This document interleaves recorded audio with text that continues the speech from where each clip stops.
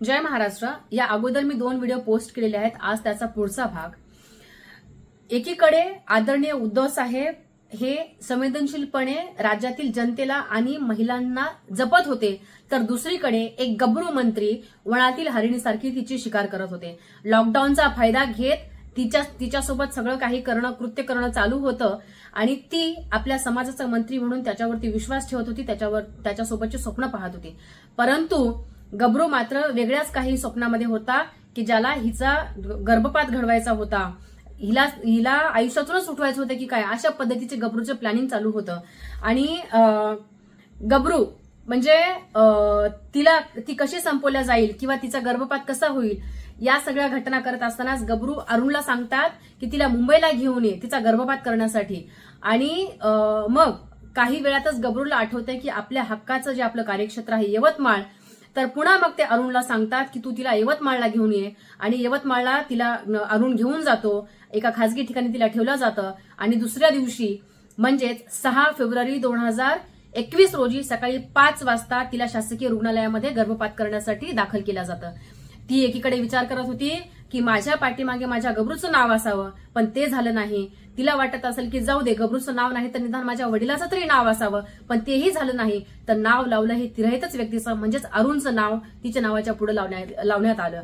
म्हणजे ज्या पद्धतीनं म्हणजे तिचं चारित्र्य हनन जे करण्याचा जो घाट घातला आणि विकासच्या सहाय्यानं जो गर्भपात केला तोही शासकीय हॉस्पिटलमध्ये, तर म्हणजे जाणीवपूर्वक तिचं चारित्र्य हनन करण्यासाठी अरुणचं नाव लावून म्हणजे तिच्याशी असलेली ओळख संपवली एका प्रकारे। तिचं चारित्र्य हनन कसं होईल हे सुद्धा बघितलं आणि म्हणजे तिची इज्जत कशी जाईल हेही सगळं बघितलं गेलं। तिचा पत्ता सुद्धा, तिचा जो जिल्हा होता त्या जिल्ह्याच्या व्यतिरिक्त तिचा पत्ता टाकण्यात आला, तिचा जिल्हा सुद्धा बदलला। विचार करा, जर शासकीय रुग्णालयामध्ये एवढं सगळं होत असेल तर खासगीमध्ये काय होत असेल। एकंदरीत रुग्णालय, विकास आणि सगळंच काही संशयास्पद आहे असं मी म्हणेल। त्या दिवशी म्हणजे कधी, ज्या दिवशी गर्भपात झालं ना तुमच्या मनासारखं, असं त्या आविर्भावामध्ये ती गबरूला बोलत होती आणि तिनं गबरूला तुझ्या घरी येण्यासाठी म्हणजे विचारणा केली, इच्छा व्यक्त केली की मला तुझ्या घरी यायचंय म्हणून। तर गबरूने सांगितलं उद्या सकाळी ये म्हणून।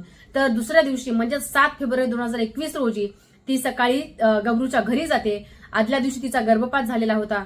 एक महिला म्हणून मासिक पाळीमध्ये होणारा त्रास मी समजू शकते। आदल्या दिवशी त्या मुलीचा गर्भपात झालेला होता आणि दुसऱ्या दिवशी तिथं गबरूच्या घरी गेल्याच्या नंतर गबरूची बायको आणि गबरूची मुलगी ज्या दोन्ही महिला आहेत, गबरूच्या समोर तिला जबर मारहाण केल्या जाते। विचार करा, गबरू, त्याच्या बायकोची, त्याच्या मुलीची संवेदनशीलता कुठे विकली असेल किंवा त्यांच्यामध्ये होती की नाही हा खूप मोठा प्रश्न आहे। तर तिथून मग दिनांक 7 फेब्रुवारीला जी तिला मारहाण झाली त्याच्यानंतर त्याच दिवशी गबरूने ठरवलं की हिचा काटा काढायचा आणि ठरवल्याप्रमाणे आपल्या हंडा नावाच्या मित्राला सांगितलं की तिला पुण्याला घेऊन ये, तिला पुण्याला घेऊन तिचं काम फत्ते करून ये असं ठरवल्याप्रमाणे सांगितल्याप्रमाणे तिला रीड्स या खासगी वाहनाने पुण्याला घेऊन जाण्यात येतं। बिचारीने तिथं विश्वास ठेवला आणि तिथेच तिचा पुढे घात होतो। ती प्रवासामध्ये सातत्याने तिच्या शेवटी 1212 या नंबरवरून गबरूच्या 8888 व 222 या नंबरवरती ती सातत्याने फोन करत होती। आणि याच्यासोबतच तर जो हंडा नावाचा मित्र आहे तो स्वतःच्या शेवटी 2626 या नंबरवरून गबरूला पूर्ण माहिती देत होता। विचार करा, या राज्यामध्ये एकीकडे याच मंत्र्याचा राजीनामा घेणारे संवेदनशील मुख्यमंत्री असलेले, महाराष्ट्र लाभलेले, आणि एकीकडे ऊर बडवून तिच्या गर्भपाताचा किंवा तिच्यासोबत असलेल्या संबंधाचा कोणीतरी एक राजकीय पार्टीमधली एक महिला ऊर बडवून त्याचा राजकीय फायदा घेत होती। एकीकडे गबरू म्हणजे तिला तो जिवंत असताना माझा फायदा केलास आणि मेल्यानंतरही तू माझा फायदा करून दिलास।